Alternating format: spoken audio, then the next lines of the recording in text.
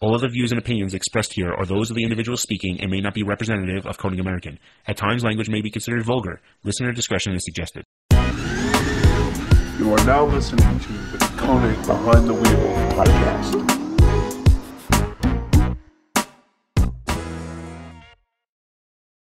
All right, we're live. Caleb Quanbeck, drifter, car enthusiast, pro BMXer, content creator, YouTuber, and soon-to-be father. Are you ready for a 10-question quickfire? Dude, I was born ready. All right. KA turbo or SR? SR. NA or turbo? NA if it's a V8. Gotta be a turbo if it's a 6-cylinder. All right, I guess I'll give you the double answer. Okay. You can have one car for the rest of your life. What is it? Oh my. Probably a Chevy Duramax. Chevy Durham. All right, I can see it. It's fast and it gets shit done. I like it. I'm in. Instagram Live or YouTube Live? I just discovered this new thing called Super Chat. Yeah. On YouTube Live. So I'm YouTube Live all the way. All right. Solid support for that answer. Stock body or wide body? Wide body for sure. R34 or R35 GTR? R35. Okay. Skate park or dope shopping centers? To ride. Yeah, to ride. Oh, shopping center, a downtown plaza. Yeah. Without a doubt. Okay. It's more unique, and you got to work a little harder to find a good setup. Yeah, no, that makes sense. McGregor or Mayweather? McGregor. Love him. Okay. Yeah, I didn't think that was going to be a toss-up like that. Portland or L.A.? L.A. Sesame Street or The Wiggles? I don't even know what The Wiggles is, so Sesame Street. You're going to have to get this thing on your game together. Is that new or old? No, they're both, like, super old. Okay, well, dude, I was born in 91. Ask Raven. Sesame Street or The Wiggles? The Wiggles? They were these, like, four guys that wore primary colors and sang kids songs. 4 guys that wore primary colors. There was a girl in there, but listen, you're going to have to get your game on here because let me tell you something. It's going to hit you like a ton of... You're never going to watch TV again. You're going to be listening to things that don't make sense, and then you're going to sing them to yourselves when you drive to work, into the track, and to all those other places. Dude, I'm ready. Like, I've probably never been more ready for something. It's weird to say that, going into this newfound fatherhood adventure along with all the other adventures I go on. Yeah. But I'm very excited about it. And my girlfriend, Raven, she already has a daughter who I've spent lots of time with. And I think I've got it. I think I've got it under control. It's good. But it's good. The Wiggles is new to me. The Wiggles is new.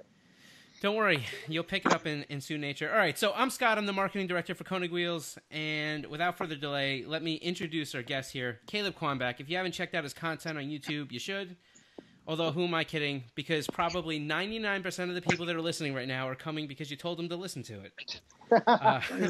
Caleb's content is a real dose of reality for those who live and breathe cars, love drifting, or are building a program on a legit limited budget. Caleb comes from modest beginnings and made his mark in the BMX world. His passions for cars and drifting have realigned the focus of his content and life for the most part, right? I think I would go as far to say that. It's consumed everything. Yeah. I thought that intro was really good. I think you nailed Thank it. you. Yeah, we got that down. You made me sound great. Yeah, well, that's what I'm here for, because nobody cares about me. So, like, I appreciate you doing this because right in the mix of everything, and this may come out probably, let's say, within a week or so. So depending on how this goes, some of the stuff may be a little time dated for people that are listening. But you had engines fiascos. We had tire testing. You're getting ready to go away for events. So I appreciate you taking a few minutes to kind of do this whole thing. I know it's not utmost priority, but... Well, to be honest with you, I like doing podcasts. I have friends that do them, and I wish I could be involved with more of them. And to do one that's, with somebody that understands motorsports and that has an audience of people in motorsports and drifting makes it easier for me. to not have to explain myself so much. Yeah. But I know that there are the people out there that, are just finding this and or just want to give it a listen. Yeah. So engine failures, yes. Last year I built a 408 cubic inch LS. It made it through 2017. I spent probably 200 hours in the off season doing some upgrades to the car and refreshing it and making sure that it looks good for 2018. We went to the dyno, and before we could even go testing for 2018, boom, engine was gone. So I was on a budget, and I wasn't sure what to do. So I put together a junkyard short block with some nice heads from Brian Tooley Racing, and that short block engine was bad. Never even ran. It was just bad from whoever sold it to me. They got me. And so as I was sitting there kind of freaking out, I called you, of course. I call Scott a lot when I'm losing my mind, and he kind of like works me through it. So so then I spoke with Pat Gooden, who's a Formula Drift driver who's not driving this year, and I was like, hey man, I know your FD car's sitting in the field, let me buy the motor and trans. And I spoke with him a little bit about the maintenance that they gave that engine and drivetrain throughout last season, and it all checked out. So I bought it, and we put it in, and it was a lot of hours, money, blood, sweat, tears, my girlfriend being upset at me. Yeah. But we got it done, and we went testing for the first time yesterday. And it was successful. Awesome. Yes. It was very successful, and testing a new tire. And I think it looks nice on my Konig wheels. Thanks, Scott. Sweet. And, so we did that, and that video will actually be out. You guys have probably already seen it. If you came from my channel, you've already seen that video. Well, yeah, let's be honest. There's about 7 people listening, and 6.5 of them came from your channel, probably. So I bet you that we get at least 9. 9? Well, you have high hopes. I'm into it. Yeah, 10 if Raven watches too. All right, that's cool. Yeah, we'll just replay it so that people actually think that there's people listening. You can just Photoshop a little number in the corner that shows 5 mil watch. Yeah, well, what can you do? I'm trying to set this phone up so I can. There we go. That's good. All right. Yeah, I think you should be okay there. But so I thought it was interesting. So we've only known each other about 2 years now. It's about 2 years. About 2 years, yeah. So we have a lot of relationships, and that's what I want this podcast to really end up being about. Because I think that there's always cool stories with different people, and it's really interesting to be able to listen to so many different perspectives. And the one thing that we have here, and that's the thing, for people that are kind of new to this podcast, which is everybody, because it's only a few in, yeah. Our whole intention wasn't to put anything about wheels here. There's not a wheel story. I mean, we may chime in with it because, well, we're a wheel, as I work for a wheel company, but it's not a commercial. It's legit to be we have so many different relationships that we've developed over the years, and so many different cool stories that people don't get to see and they don't get to listen to. So if we can bring them these, and with Skype, that really allows us to grab some of these people that are remotely for us. And turn it around. So, but I thought it was interesting that one of the first people that we wanted to have on here was you. And it's just because, first off, I think you're a cool dude. I think we clicked pretty well, almost right from the beginning. Yeah. So there was that. I also think that you're a crazy, incredible example of somebody who grinds it out day after day after day for the love of cars and drifting. Right? Yeah. And there's a lot of dudes out there like that.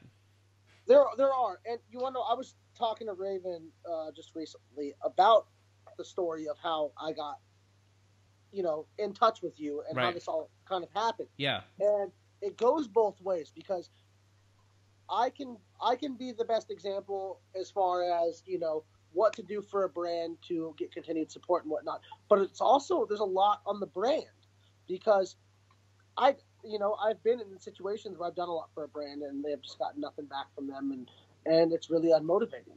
Yeah. So, I would be happy to tell the story about how I even heard about Konig, how. Yeah, we can. I mean, we can get into it.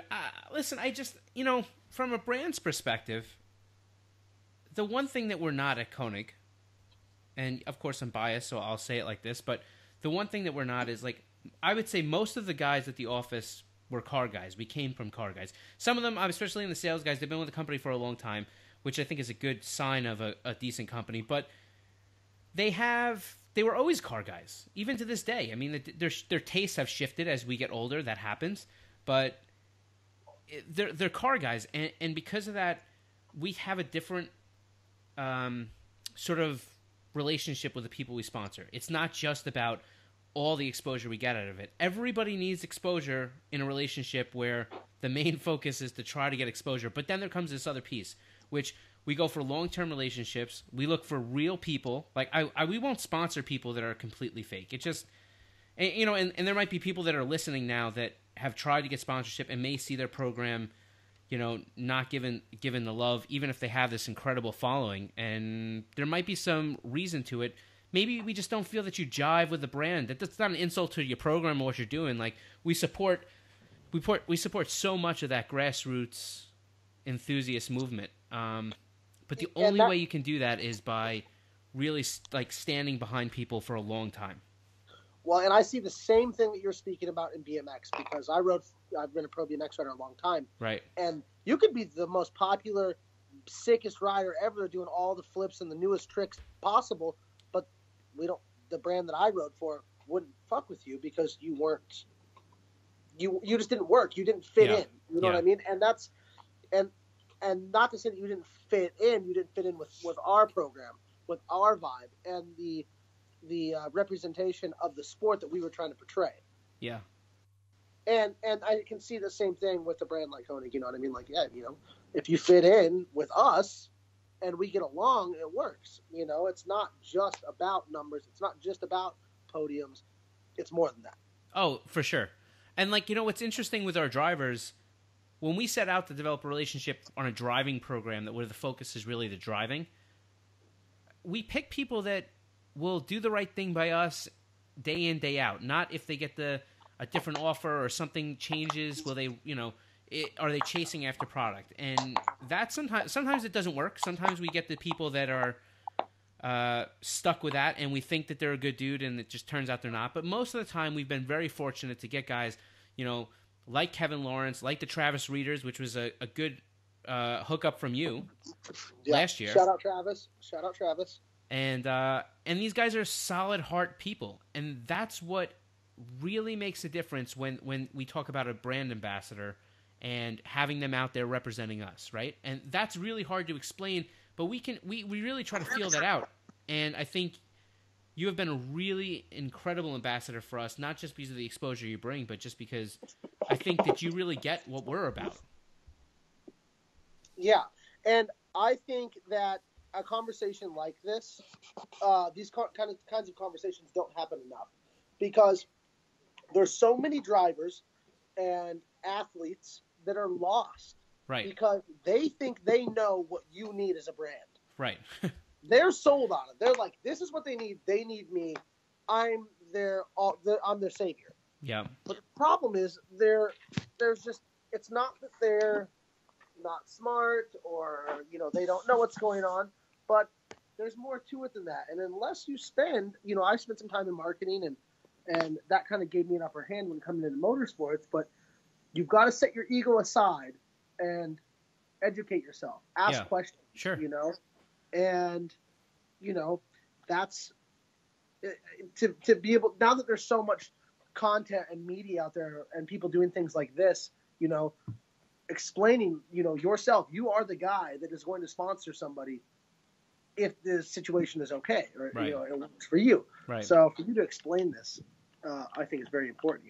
The do's and don'ts, the positives and negatives. If you haven't listened to what preceded this, the couple of podcasts preceded, try to take a listen, because there is we went into this on one of the other podcasts with Jonathan Woolley, but I think it's really important to note the worst thing you probably could ever do, even if you have a decent following, is approach a brand and in the conversation, whether it's after they've told you they're not really interested or before they've told you that, you start in with how great you are and how you've seen other people that have less following or less to bring to the table than you do, and they're getting stuff already, so you're entitled. I think the worst thing in the world is that word entitled. You are owed nothing by anybody, and you got to earn it. And that's something well, I'm not even saying it because we're on this podcast. Like, you have done that tenfold, and that's what helps. The brand, you earn a brand's trust.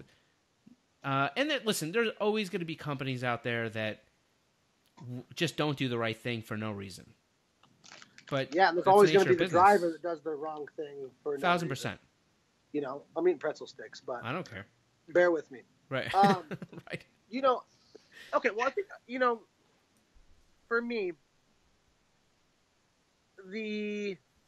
your ego, I mean, you have to be confident in yourself, for sure, you know, but Yeah. once you feel like your ego is so big that you are entitled to something, there's an issue. But there's also a point in which you have to know your self-worth. For sure. You can't undercut yourself, because we see this. We see in motorsports especially. There are people that come in with money, which nothing bad, nothing against people that have money that have worked hard their whole lives and are able to fund programs on their own. But they will take a sponsorship deal and pay for the product at 10% off, you know, and put a big sticker on their car. So then when somebody that works really hard, grinds really hard, and is trying to set themselves up to do these things, to have their own program, go up to a company and they say, hey guys, you know, here's what I got going on. Here's what I'd like to offer to you. Here's what I would like in return. And they said, well, so-and-so did this for 10% off. Right. Or 20% off. And then the guys that are really working hard are cut out because they need more to succeed, and they can't get it. Yeah, but I think, you know what, I think, and I say this, I've been at Konig for almost 13 years. I say this with 13 years of having dealt with sponsorships. It has to be a two-way street. It has to be. And I'm not just talking about the things that you get from a sponsorship and the things you receive. Those are deliverables, and they're executables on every single contract. What I'm talking about is it's a crime for a brand to approach somebody and try to undercut them by not looking at their value just because they think they can get away with it. And that happens every day. I understand. So there will always be situations. I mean, it happened even today. I had somebody approach me that has a pretty decent program. Maybe not the most following in the world, but they have a decent program. And they gave us a really great proposal, which I really appreciate because they're doing their homework. They care about what they're sending in. It's not just an email that says, I have 14,000 or 18,000 followers and, can I get some product? Like, that's not really a proposal to me. And we get hundreds of proposals every week. And then on top of the proposals we have thousands of Instagram messages. I mean, we have more Instagram messages about getting sponsored than we do followers. I mean, it's crazy. But these people, they come there and they're not even set up. So this guy came in and he had a great proposal. The problem is, at this stage of the game, you know, you're coming in mid-year. I don't even if I believed in the program, I don't have a lot of big full sponsorships to give. Of course, they'll be there. So I had to tell him, look, I believe that you're worth more, but right now, I can do a partial. If you want it, it's great. If not, hit me next year. And that choice will be his. I don't know what it is. It's not lowballing him. It's just, it is what it is. But well, and being honest on your part, and at least, and think about it like this. Like, I'd like to think that when I reach out to a brand, I have my shit together when I reach out. Sure. You know, when I'm giving them that initial, hey, what's up? It's solid. Half the time, I don't even get an email back. So for a brand and somebody as busy as you, to kind of just give them the respect of a response.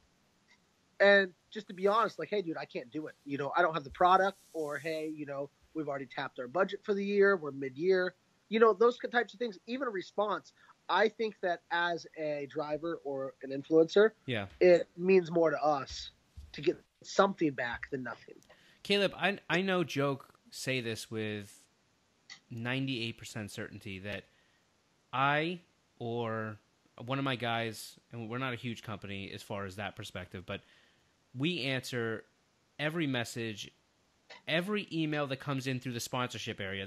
Sometimes it's hard with the general mail stuff that comes in through the website. So there's a pro tip. If you guys need to get in touch with us marketing related, go to Instagram, go to Facebook, or send us something through sponsorship@konigwheels.com. But we answer every single one. And if you tag us on Instagram, whether it be a photo of your car with our wheels on it, or a problem you're having, or you write a comment asking a question, 98% of the time we answer you back. And it takes an enormous amount of time, and I don't think anybody can realize, like so just to put this in perspective, when you get a message back, and we're based in New York, when you get a message back and it's, 2 a.m. or 1 a.m. or, 6 a.m. or 5 a.m. Eastern Standard Time, that's not work time, and we're still answering you back. I mean, just keep in perspective how many brands do that. Yeah. No, and dude, I remember there's been a few posts where I get a new set of wheels and it's a really good looking photo that maybe Jess takes or something, and it'll get 400 comments. Right. I see you just in there it's messy. Even if it takes half a day, you'll come in, answer a few. I know you went back to work or something, then you come back later. And that's dedication to the brand and sticking true to how you like to do things and doing things the way that they work. And we're car it's cool guys. for me.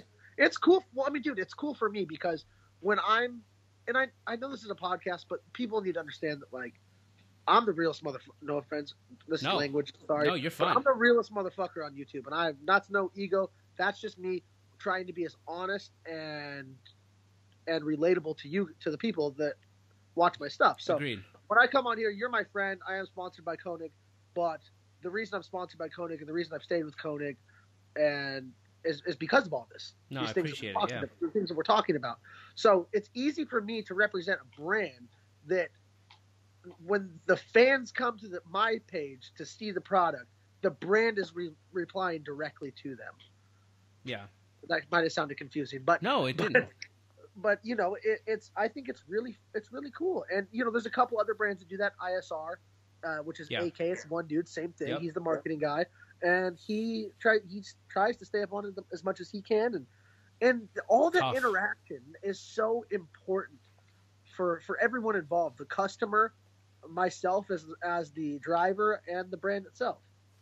I agree. Listen, it's a tough battle, and I think at the end of the day, really what that whole thing summed down to is loyalty, right? Oh yeah, 100%. I think that everybody has that one dude that if they're going to get into it, they want to have that friend right beside him, right? So ride or die. Yeah, exactly. So I feel like for us so far, I feel like you're definitely one of those dudes, and I think people really they don't understand the value of loyalty. How important do you feel that your loyalty has been? You've been going after sponsorships like crazy. Dude, can I tell the story about how this all happened? Sure, yeah. Because I think that's okay. So when I lived in Long Beach, right, and I left Long Beach, I moved back to Portland, and I really it just clicked, and I was like, I want to do drifting. I want to I had already drifted, and I had a car, but I never had the money to do it. Right. And I was like, listen, I had 30,000 Instagram followers. I was like, I'm going to start a YouTube channel. I'm going to try and upload some car content and see if it catches. I did that. It started to catch a little bit. And I was like, okay, well, I have a little bit of clout now. I'm going to reach out to some brands. I know from a marketing aspect what my job is to this brand if they're willing to work with me. And I had no contacts, no information. I had nothing. And I just started cold calling people. Yeah. I would call an office. I would look up the number for the office on Google. I would get a receptionist. I would ask the receptionist to transfer me to the marketing manager. I would speak with the marketing manager. Yep. And then from there, I would tell them, hey, my name is Caleb Quanbeck. I'm an influencer, or a drifter or whatever. I'm going to shoot you an email. Keep an eye out for it. So I hit up Scott, and I can't remember what I said. I believe I cold called you. Did I not? You did. I did. And So somehow you managed to get me on the phone, which like I get on the phone with a lot of people, but now I'm pulled in 7 different directions. So I remember the day. Hold on. Yeah. I remember the day, dude. It was the middle of winter. I was living at my friend Scott's house, and I had hit up Cosmos because Pat told me that they would be looking for drivers. right. The guy told me he'd give me like 15% off, and I was like, that. And I had to run a huge sticker. I was like, that's not going to work. Right. And Kevin Lawrence had just put hypergrams on his car, and Yeah. I was like, that wheel's sick. So I looked up Konig. I found the phone number, called him. They transferred me to Scott. Scott gets on the phone like he would to anybody that is just cold calling him. He's like, yeah, man, send me an email. Right. So I sent him an email. He responds back to me, I think a long time later, actually, Scott. Yeah. No, it was. You actually called us again before I replied back to you. Okay, was- that's good. Yeah. So take notes, kids. You got to follow up. And so, yeah, like a job interview. So Scott agrees to sponsor me half the wheels that I asked for Right. and a partial sponsorship on the rest. And I fully agreed to that. And so he sent me 8 wheels. And I remember when I got 8 wheels in the mail, it was the coolest thing ever. And so I did my best to show my appreciation to the brand. And a couple weeks later, I get a call from Scott. And he says, hey, man, I really like what you did with our product. We want to sponsor you the rest of the wheels. And from that moment then, when I was actually rewarded for something that I did, I got given a chance to do the right thing. I did the right thing, and I was rewarded for it.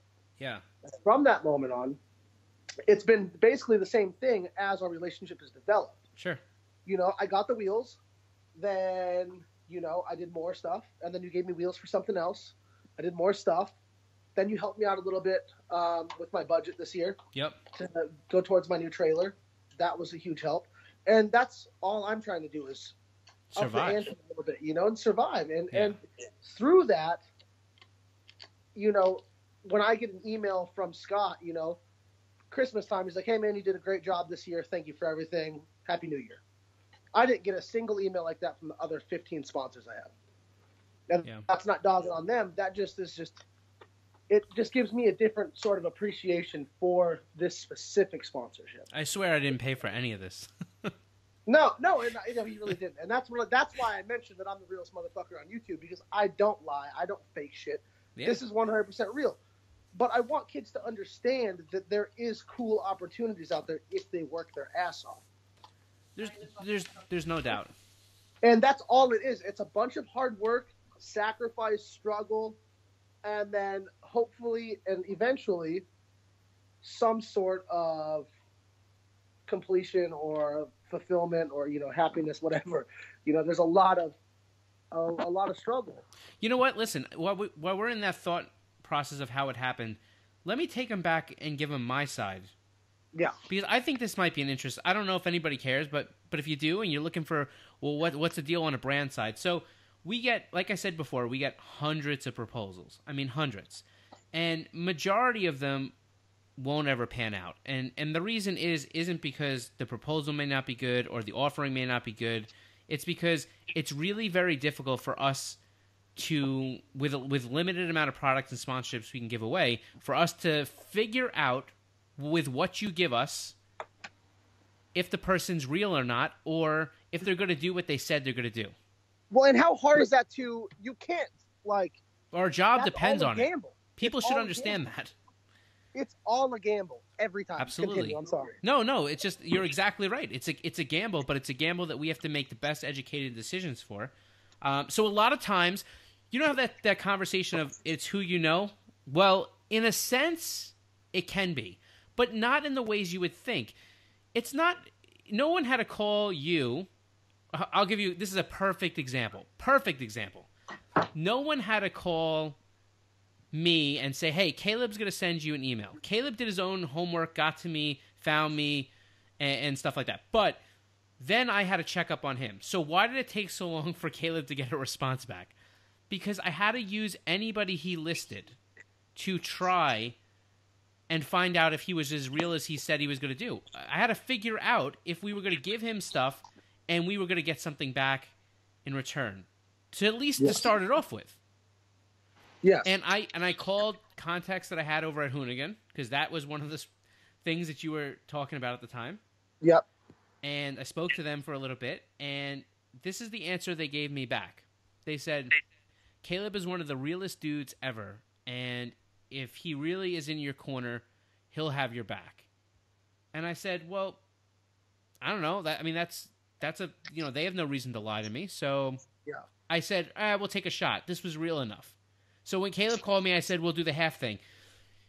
From there on, there was little things that changed the way I looked at our relationship. It wasn't the amount of posts. It wasn't what you put up. It wasn't what you were doing. It was the random things where I watched you go through your content and do what we call real life, which people watch through YouTube. Yeah. And I watched how much you actually cared about what you were doing and the value you were bringing to people. And then it made a difference. As soon as I saw that your value was to the people that cared about you and your fan base, they're so loyal. They legit have your back. Probably They really do. better It's than anybody. Crazy. Yeah, I agree. 1,000%. Hashtag Quan Gang. Yeah. So It's and I don't mean to cut you off. There, no, but I'm done. Quan Gang was like my thing, and it really turned into like this.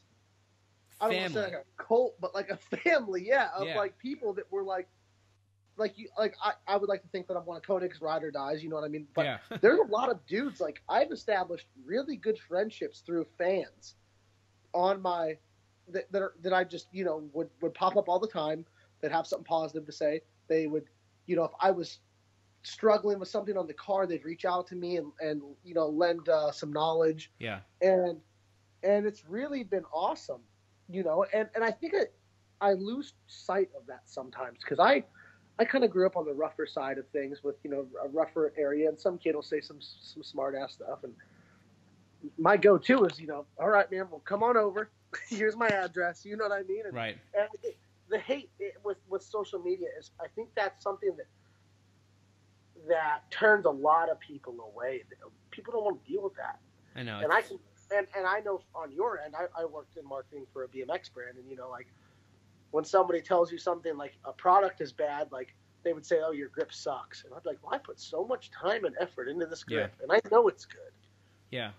It's hard. I mean, I spend a lot of time behind a lot of the wheel development, a lot of the styles. I think I started doing that in 2015-ish. Okay. So, full year for me was when Hypergram, Hypergram ran form. Well, it's been nice. We have legitimately whatever people want to think about our style or whatever, we're an extremely real company. We've been doing this for, almost 40 years at this point. Jeez. Yeah, it's been a long time. And I've been there for 13. and like, I know what the capability of what we do is. And the truth is, go do some homework on our brand and our parent company, and you'll see that we have some legitimate connection. There was a video that just came out by Fitment Industries or something. They're interesting. Is that a YouTube channel? Yeah, they started one. I think that they're a dealer of wheels in general, because it looks like they, in their comments, they constantly reply like they can take care of deals and stuff. But they put out videos of all the different brands. They're doing like cool videos. The history of the brand. Yep, that's them. I've seen that guy. He did one on BBS. Yep, and Enki, and he's done a bunch of them. Yeah, so I've seen that guy. He did one on us, and I won't say that it's 100% accurate, but it's pretty darn good. So if you're like really interested to figure out what we're all about, not such a bad look. And if you have any questions about which part is not true, holler at me. But well, and that's somebody that went out and did a bunch of research on the brand. Yeah, I mean, some of the stuff I was like, how did you even find this? Yeah, like he didn't call you and say, "All right, dude, from day one, what happened? Right? How did this play out? Yeah. So that's I even saw him do one on XXR, which is one of those brands that people frown on for being cheap or whatever. Oh. And the guy told it like it was. He was like, "These wheels are made in the same place that these wheels are made." Right. Like, you guys are tripping. Like, it's all the same thing. I don't know why people have so much trouble. Like, we don't have animosity there's really only one, and it's not even company. When I say company, it's not company. There's one little crew incident that I've had over the past certain amount of years. Every other wheel company we're cool with. Like, it doesn't matter. Somebody even put on. I'm not even gonna say it. Somebody put on our Instagram yesterday. Maybe they were trolling. No, it wasn't yesterday. It was a couple weeks ago. Maybe they were trolling or whatever. He was asking. He's like, which one are better, Hypergram or RPF1? And I replied back and I said, honestly, they're both good wheels. They're both Flowform. They're both, go do your homework and decide which one you want. Like, I think it more became about fitment and design because we were slightly different. I said, aside from that, I think they're both good choices. I don't think you can go wrong. And the dude replied back, he's like, oh, thanks. I didn't really think that you would comment on that. And I'm like, well, I mean, anybody can buy whatever they want. We're not going to knock anybody, but in the same respect, like, I don't know, you got to pick and choose. We're all big boys. We make choices all the time. You want to, and that's the thing, like, with wheels, prior to working with Konig, you want to know the other reason why I hit up Konig? This is the reason. All right. Because I was building an S14. I was going to run Origin Type 3, right. and I was going to run YSFAB up front. Okay. And Kevin's wheels fit. And I was like, okay, I just need these wheels and these specs, and it'll work. Because that was my problem. I didn't know what offset, and I didn't know how to measure. And, like, so for me, it was like, okay, well, I need a wheel that's going to fit. And so yeah. I looked further into the Hypergram. I was like, damn, it weighs like 19 pounds or something. And it was light and it looked good. And I was like, well, this is going to work for me. And either way, if you would not have sponsored me, I would have bought them because they were the only wheels I knew were going to fit on my car. Yeah. But so joke's on you, dude. I would have bought them anyways. But that's the thing. Like, well, I know it's a joke, but in the same respect, I don't think we've ever felt bad about, I mean, there's only a few sponsorships that I can remember where I really felt like, wow, we got hosed. Did they sell the car right after you gave them the wheels? No, well, we've had some things. There's been so many stories. I mean, I can go down that road for a long time, but I don't know. I just think it's about, do what you say you're going to do, provide value to people all the way around, be loyal, don't be the guy that jumps from this to that, with no consistency and doesn't care what they're trying to do. I think if you put those things together into whatever you're trying to do, your programs, your drifting, your race, your racing, I think you'll see a marginal return. It takes time. People have to have patience. You want to know what I've noticed, dude, is that, so in BMX, if you jumped around from sponsor to sponsor, yeah, if you did like 2 sponsors changes within 2 years, you were basically cast out of Pro BMX. That's crazy. Because no one would believe that you're loyal. Yeah. And loyalty in BMX is everything. Like, most dudes get one frame sponsor, they're on there for 20 years, and then they retire. Well, what's crazy is that's definitely not the case in automotive. Well, no, it's not. So when I spoke with you first, and you're like, hey, dude, just so you know, we're all about trying to establish long-term relationships. And I think at the time I was like, yeah, dude, of course. And you were probably like, oh, yeah, well, he's fucking going to say whatever to get sponsored. But that's what I was used to. That's what I was always about. And then I started seeing that every year, dude sponsors would change in motorsports. And I was like, why? Like, if you had these products that were working good, Now, I get that companies spend all their marketing budget and then they can't redo their budget next year and you've got to get money somehow. But I feel like if you do your job right, that budget will always be there. Over the past 2 years that you've watched us team up with different drivers and the people we partner with, how many of them have changed or are we not with now? I haven't seen you drop anybody. No, we don't. I've seen people drop themselves as far as like just not driving. Yeah, but that's totally different. You'll never avoid that, and we wish them well, Exactly, and that's not you. That's not on you, and you probably still support them. But I think even with you giving me the freedom to like, take my advice and me being like, hey, dude, I got this guy. His name's Travis Reeder. I've known him for 10 years. He's a great driver. And you're like, well, okay. That was a good story. Yeah. So that story, I wish that, dude, I don't know how crazy you want to get with editing. No, but I'm not. I'm probably not going to edit any of it. I'm just going to put it out there. I don't care. Okay, well, Travis Reeder is my friend from Oregon that I first started drifting with. We used to drift on the streets. Yeah. When we were younger. And he came to FD Orlando, his first Pro 2 event, and he had some Rotogrid wheels and some tires that weren't the best. So he was trying to get as much grip out of the car as he could, and at Orlando, there's a big dip off the bank. Yep. And caused your tire to debead. So with his wheels, for some reason, I don't know why. I'm not even hating on the wheels. I don't care. And it may not be the wheels. We should put that into perspective. It could have been a lot of different variables. Well, no, and I know for a fact it was partially the tire because I've driven on the tire and it has Right. a really soft sidewall. Right. So he kept debeating tires and breaking wheels. And by the end of practice on day one, he's like, out of "Dude, wheels. I'm down 6 wheels." Yeah. And I was like, "Well, my car's not done yet. I've got 16 Konigs sitting inside the shop. You can use them all." Right. I was like, "If you break one," wasn't like gonna just hit you up and be like, "Hey, my buddy broke my wheel." So Travis drove. He won. No, he was second place. Second place. He got second place at his first Pro 2 event using my hypergrams, which was cool because it was cool to see my friend do good with my wheels. Like, not even like, it was just cool to see. Right. He did break one of my wheels. One tire debeaded. It was his final run in the finals, and it popped off on the bank. And if you watched FD this year, it happened to Alec Honville. He debeaded 2 tires off this dip. Yeah.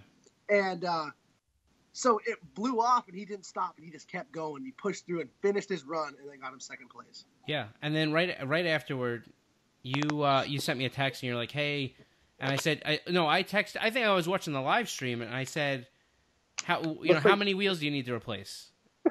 Right, and then you said, "Looks like I should." What did you say? I probably still have the text, but it was something along the lines of, "Looks like you need some new wheels or a new wheel." Right. So I got those wheels out. I remember the next day I got in the office. It was like 2 days later. Got in the office, and I sent you out 2 more wheels you were at Harbor Town. Remember? Yep. You were sleeping in the hammock. Yep. The hammock days, dude.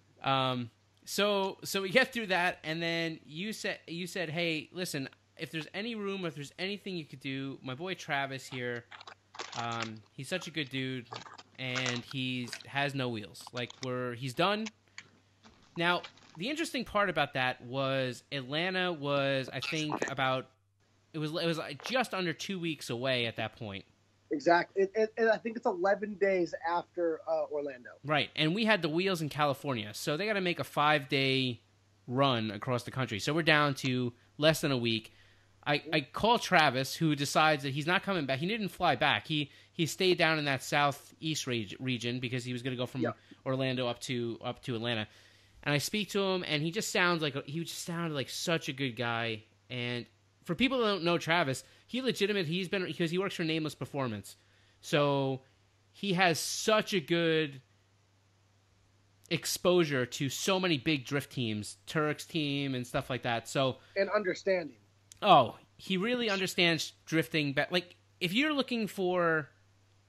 that Pro-Am level and you're looking for somebody to really get some feedback for, and you can grab Travis, like, speak to him, because you will find out so much good quality information about a program, and he's super smart about it, and he runs his program probably, I'm going to go on a limb to say, one of the most efficient teams, because he essentially does everything himself, but one of the most efficient teams. And if you knew the budget that he does it on, you'd be blown away. Sick. Incredible. He does his Pro 2 budget for less money than I do grassroots drifting. Yeah. And he does it flawlessly. Oh, he does it great. He drives well. His car isn't super flashy, but it performs well. His grandpa and grandma, he doesn't come from a lot of money. I don't want to make it sound like that. Right. But they have an RV. Right. And they tow he has a little 24-foot trailer. Yeah. And they tow his trailer to all the events, and I hang out with his grandpa. His grandpa helps him work on the car. It's a really cool, just vibe. And when I showed up to Atlanta last year, because I went and watched, right, the Konig wheels were sitting there in all the boxes. They just got there. Right. But so that's the end of the story. That's the punchline. The punchline is he calls me and I said, "Where are we going to send these wheels?" And he said, well, I don't have anywhere to go. He goes, "Can you send them to the track?" So I said, I can. I'll call and work it out. He's like, "Are you sure? I know that might be some trouble." I said, "No, don't worry about that." I said, "But I got another question for you. when are you getting there, and are you going to be able to get them mounted? And he's like, well, I have to. I don't have any more wheels. Yeah, he broke them all to Orlando. He broke a ton of them. So we sent him. I sent him out some wheels. Got them out there to the track. I called the track. I called the Road Atlanta. Made arrangements with them for them to hold the wheels because I think it was going to be 3 or 4 days before he got there. Yeah. And they held the wheels, and he got them on, and he literally put them on, and he went out. And honestly, he still has, I think, most of the. I don't think he had really any issue with the wheels after that. So, well, it's only Orlando that you have the issue of debeating. Oh, no doubt. That is a hard transition from the bank into the infield. That's my local track, and I don't even drive the oval unless, like, if there was a Pro-Am event, because first of all, you get 1.5 laps on a set of tires, and you're done. Well, for big power cars. Well, yeah. It's like anything over 500 horsepower. Right. You're screwed. Right.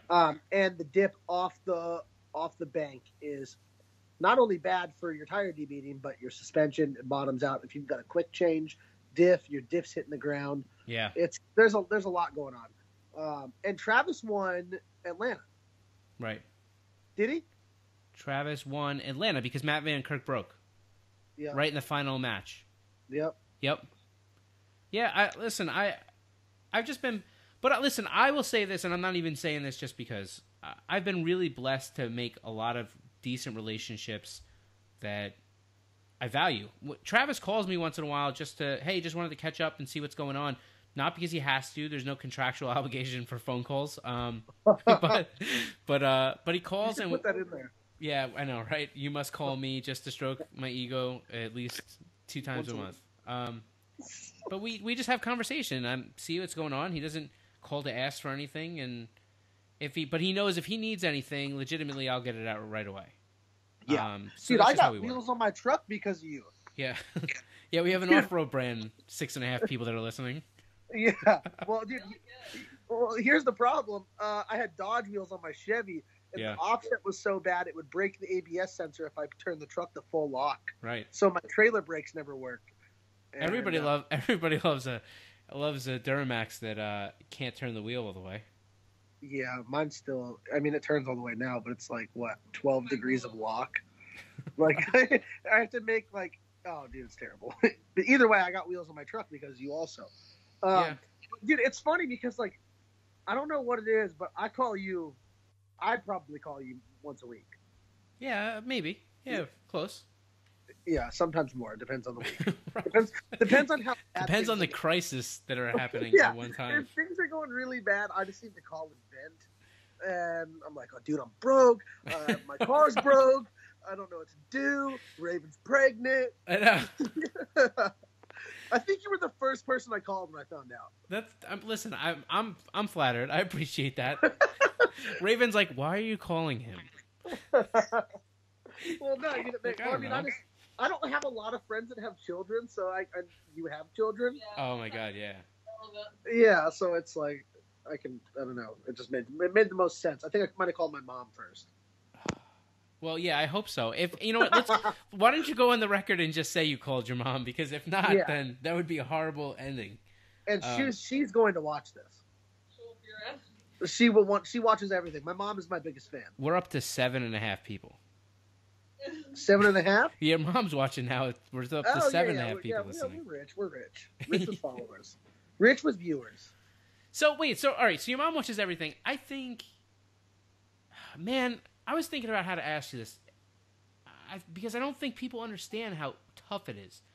You do this YouTube thing, and I think people can really look on. There's 2 points.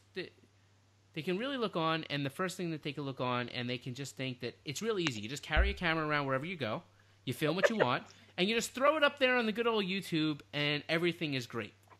Yeah. Tell people what it's really like planning and running and doing this stuff, and how when you make it look like you're just documenting your day, how long it takes you to film everything. Okay, so people ask me this all the time, and people also ask me daily, what do I do for work? People right, like there's time. Yeah, they're like, what do you do? What's your full-time job? Right. So let me explain. All right, so YouTube, there's a couple different ways that you can do it. There's a lot of guys that probably spend more time on it than I do. But you're filming your day. So let's say today I'm going to do a little bit of work on the car, and I've got to run a couple of errands. I got to go to Walmart. I got to go to the grocery store, whatever. So in between the actual errands you have to do, walking the dogs, those kinds of things, I'm filming for probably a total of 6 to 8 hours. You gotta deal with me. So then, after you get done filming, you got to think it's between 9 and midnight. Right. And then you come inside. Right. And I edit my videos pretty fast. It takes me about 30 to 40 minutes to edit the video. Which is quick. For people that don't do video work, very quick. People should understand, that's quick. For the dudes like Adam LZ probably spends a lot longer. There's guys that do, they correct colors and audio, and it takes a lot longer, hours. Yeah. So we're saying, okay, 40 minutes for editing time, and then about 20 to 30 minutes for uploading, and then tags, titles, description. Right. So that's about 10 hours of work. Right. On an easy day. That's not a track day. Like a track day is wake up at 7 a.m., start filming, get to the track, drive all day, drive all the way home, unload the trailer, come inside, edit. And you're running your program. And like I think what people don't understand is like, okay, I am the man of the house. I take care of my girlfriend, my dogs. I do all of my own marketing. So I'm working all my own deals. I'm doing all my own emails. I'm making all my videos. I do all my own merch. Like, it is so much work that I ask Raven daily. I'm like, how do people do this? It's right. There's not enough time in the day. And there's days where I work till 4 or 5 in the morning from 10 a.m. all the way up, Yeah. And so this is my job, for those that may be wondering. And this job can pay very, very well. Right. For me, it pays enough for me to squeak by, and I hope that with the support of my fans and stuff that it can grow and I can make more. And with making more, just comes me doing more. Like, right. I probably spend double of what I make off of YouTube in a month. Yeah, sure. Do you know what I mean? Of and course. so that's what people don't understand. Like I just got a tire sponsor, so that helps. But before that, you're thinking you go drifting for the day, and you just spent $1,000 in tires. Yeah, right. In one day. And That's fuel, fucking crazy. because these cars don't run on pump gas. And my truck. Yep. And my trailer. I blew out a trailer tire yesterday. Oh, Scott didn't tell you. I went to the track yesterday. As we're pulling in, as I pull in the driveway, my trailer tire blows out. Yeah. So Raven's got it on the fly. Good place for it. Yeah, on the fly, I pull the trailer tire off, and Raven has to go to Walmart, buy a $130. How much was it? $125 trailer tire, a 2-ply trailer tire. I just think we should all put in perspective the fact that in your trailer you have extra suspension pieces, zip tied in there, but you don't have an extra. You don't have one extra spare trailer tire. You want to know something funny about that? Is my buddy Tyler, who's my new mechanic, he forgot it. I'm blaming it all on him. All right. It's okay. So you have it. We just didn't have it. So check this out. We're stepping things up real fast for the podcast. I want to share this with some people. The 7 people that are watching, 7.5. 7.5. Yeah. Okay, my bad, dude. So there's no guarantees that the video makes it, but I'll give it a shot. No, it's gonna make it. I promise you. It's gonna make it. Check this out. So this is like a podcast and showing you guys what I do every day. So this is my new little shop. Looks good. Yeah, it's coming together. You need lights, huh? If you don't know who I am, this is my car. Right. It's true. And I I that's just the one you gave gave. away this Yeah. car. Tonight. Gone. It's gone. Yeah, the winner lives in California. Yo, he sounded super sincere, didn't he? Didn't you feel good about giving that car away? This one? Yeah, the one. Didn't that guy, when you called him on the live stream? Oh, he sounded so stoked. I mean, and that really does make it worth it. Yeah, and I wanted people to I wanted people to hear his reaction, and like, I don't know, like I hope that I just made that dude's life. Like that guy. Hold on, let me turn this camera around. that guy can now say for the rest of his life, dude, I bought a sticker one time and won a car. Right. And not like just a car, but like a car on a PBM angle kit, PBM coilovers, a 1JZ, bucket seats, a fuel cell, like caged drift car for $25. It's incredible. Yeah, and it's crazy to think because, you know, like lots of people bought more than one sticker. This dude bought one sticker. Is that right? Yeah. That's awesome. So, this is my little workshop. I work on my car myself and with some help from friends here and there. And check these bad boys out, guys. Shameless plug. Yeah, right. The plug. Yeah, so Scott actually just sent me over. We replaced a couple wheels, right? We replaced one front wheel, and we got some more spare rears because now that I have a car that makes a lot of power, I go through tires a lot. Right. And one of the things when you are at the track, a little track tip for you, mount all of your tires before you go to the track. Yeah, you have to. Because sometimes there's not a tire machine at the track. So if I can roll up with 16 tires mounted, ready to go, I can usually get through the day without having to load up and go to a tire shop and get tires mounted. Well, and that's the thing, you know, for people that may be in drifting to maybe not at an incredible degree, tire management is a real struggle when you start going to events, competing, or putting a whole day in of practice, testing, or anything like that. So, yes, and I'm actually going to show you guys. It was a struggle for the guys in FD this weekend. Yeah, okay, dude. I just switched to a tire that's extremely grippy. And for those of you that don't know how tires work, the grippier the tire, usually the shorter lifespan that tire has. For real. And, you know, and that's some concept that some people don't understand. But I drove for 2 hours. 2 hours I drove. And this is the result. So there's 2, Right. 4, 6, and then the 2 that are on my car that are toast. Yeah. So 8 tires in 2 hours. It goes super quick. Yeah. So it is it gets expensive, you know. Yeah. Um, It's hard. How much? The money that goes to just put tires so that you can test, tune, hit events and stuff like that is an incredible portion of a budget that just goes away, gone. Well, the way I've budgeted if you have a car that makes close to 500 horsepower and you do 10 events, it's $25,000 in tires for the year. Yeah. So it is very expensive. And, you know, this sport is hard because you hear it all the time. People in the industry, drivers, there's no money in the sport. There's no money to be made. You can maybe sustain a program, but they say, you know, it's not a profitable sport. Right. And I've heard that my whole life with BMX and drifting. And it was always my goal to prove people wrong. I've made decent money in BMX.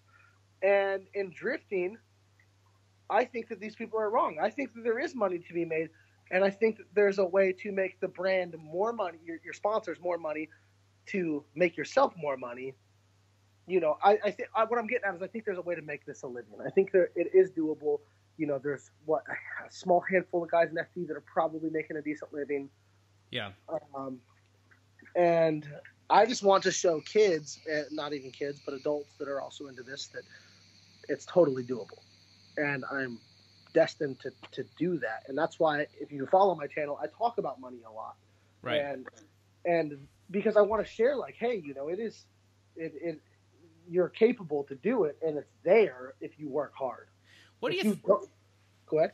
No, I was going to say, what do you think that the toughest parts of, in your early YouTube days compared to now, what do you think were some of the struggles that maybe you had then and then you have now? Like, maybe things have changed, right? So, yeah. So where were the struggles early on in the channel versus right now? There's a few in the beginning. One is not forgetting your camera. Right. When you're not used to taking a camera everywhere, it's really easy to leave it at home. How about the people that look at you? What did you say? How about the people that look at you when you're walking around with a camera? See, okay, here's the other thing. In my earlier days, I used to film everything. So Raven and I would go to the mall. I would make a video about it, and I think that may have it gained like those really close, long-time fans. But I didn't really like making those types of videos, and I'm not going to do something that I don't enjoy doing. Right. And so Raven's still involved, but there's only so much that I want to have her involved and deal with the comments of dudes saying gross things about my girlfriend. It's honestly, it's the reason that I started. I don't know if you saw that. You did see it. I started another Instagram because I had at first. I'm not a celebrity or anything, but like, here's what would happen. I had my personal Instagram and it was open, and then I'd randomly get all these dudes that would, because they were looking for sponsorship. Really, they would follow me, but then I put pictures of my kids up there. And I would go to a car show or different things, and I would get this question of like, oh, like they would use my daughter's name and have conversations with me. And I'm like, do I know these people? Am I not picking up on the face? And Dude, I did not like that at all. Yeah. So I set the damn thing to private and opened up another Instagram, and I basically said right in the top, like, go to this one for Konig stuff. Like, I'll answer you, I promise. And it is hard because I know, like, okay, here's one thing. Okay, so a lot of guys with girlfriends or wives watch my channel. And Right. because Raven is a part of the channel, some of their girlfriends watch the channel too. And Raven's made friends through couples that watch our channel. It's like a club. But there's still the weirdos and the gross guys that are just inappropriate and childish. Yeah, just let girls follow me. And so Raven's Instagram is private. Right. Because it's for me, I have to have mine open. It has to be available. You know what I mean? For the growth of my brand. Of course. But Ravens is just, if she knows you or she's, if you're a chick or something, she'll let you follow her or let you follow her. Yeah. But so in the beginning, the part of not forgetting the camera, looking weird, holding the camera in front of your face, especially being like, I think I was 24 when I started my channel. I'm 26 now. So being a 24-year-old grown man holding the camera in front of their face in the mall. Right. That's weird. I remember the first video you ever filmed, and like you wouldn't let me be in the room with you whenever you filmed it. You made me go in the other room, and now you just walk around everywhere and do it. I was embarrassed. So, here's the other thing. So when I started my YouTube, I knew there was money to be made. I had a lot of friends that were big YouTubers, and I knew how much money they made, and it's a lot. Yeah. Like an ungodly, crazy amount. And I was like, what the fuck? This will work. So I remember I made my first $100, and that's, you can't touch your money on YouTube until you make $100. Okay. And I made my first $100, and it was the greatest day of my life because no one was paying me. I did it all on my own.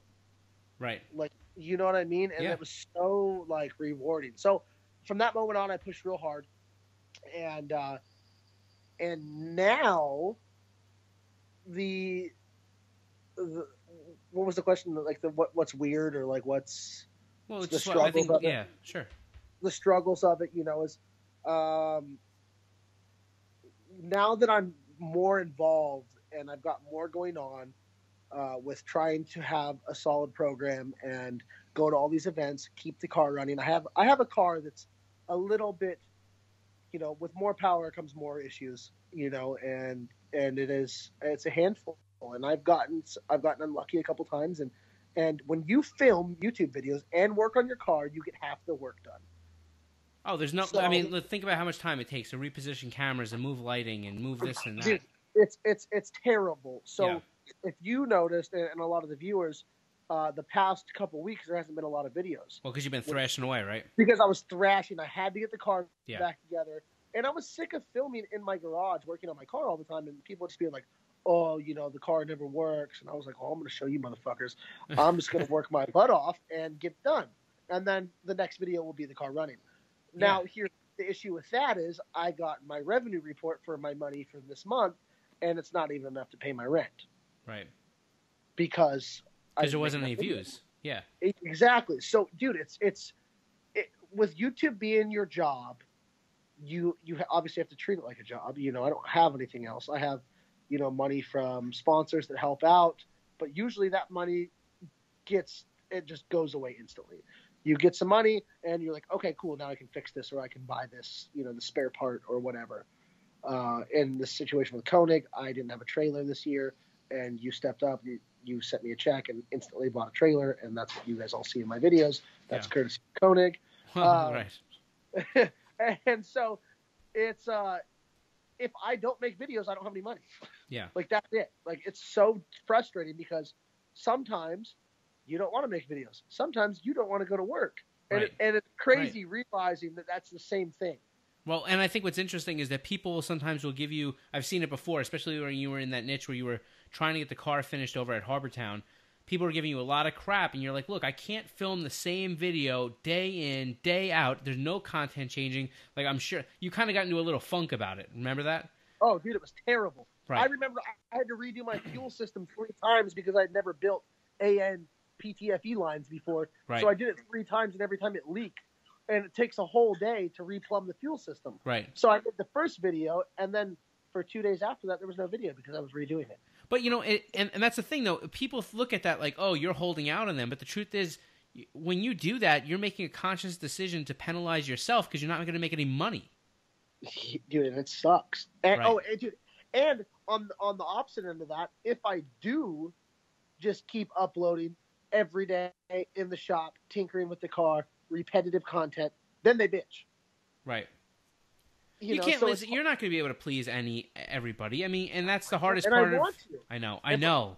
And I want to because I work so hard at this, and obviously, like, I'm trying to make a living so I can create content, but no one's,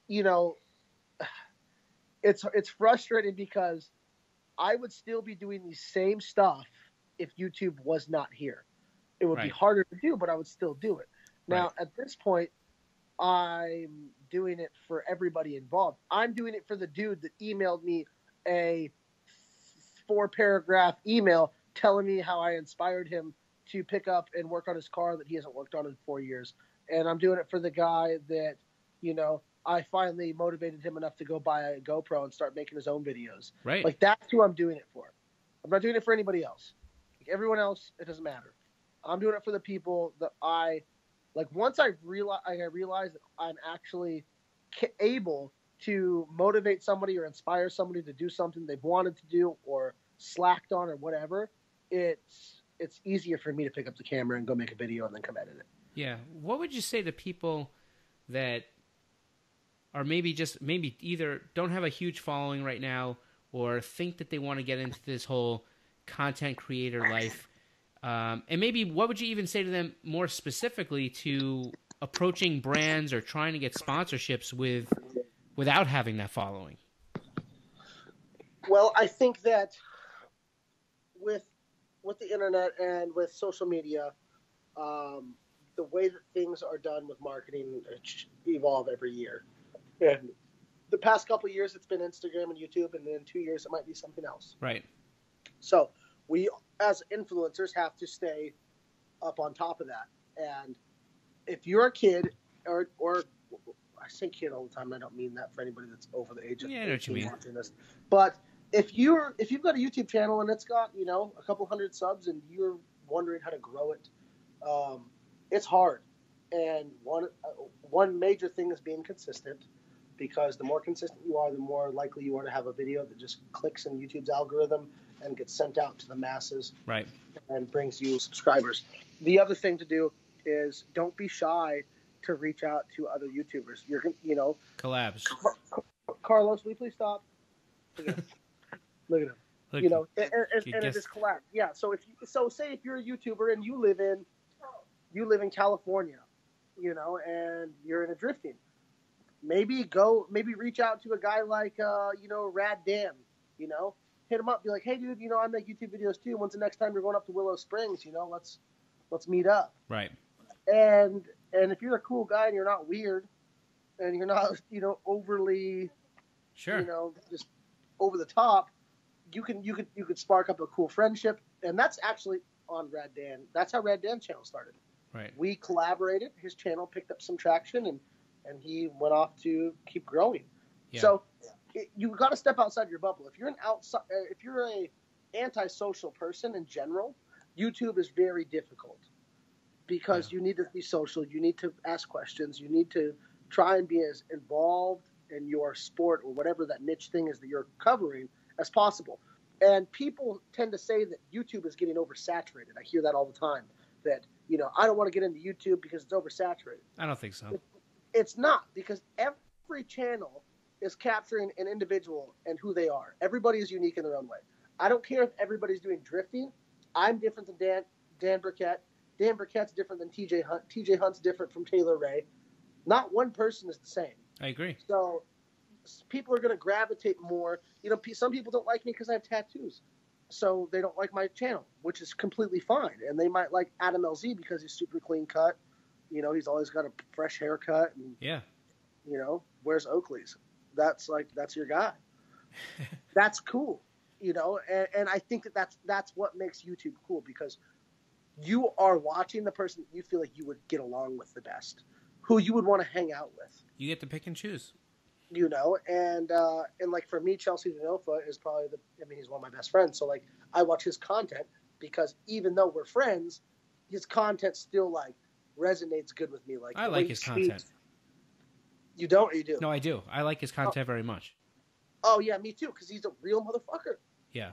And he'll say it how it is in his video, and I respect him for that.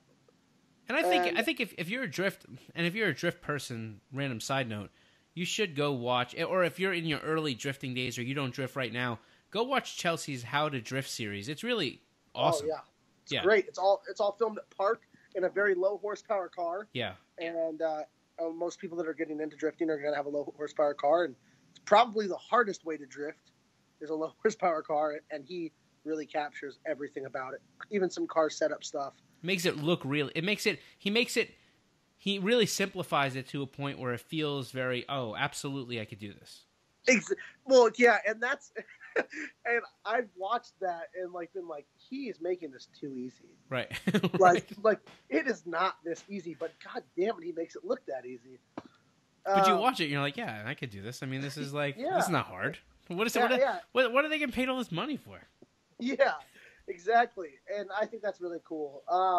The other thing that you asked was, reaching out to brands, and you said reaching out to brands with a smaller following. Right.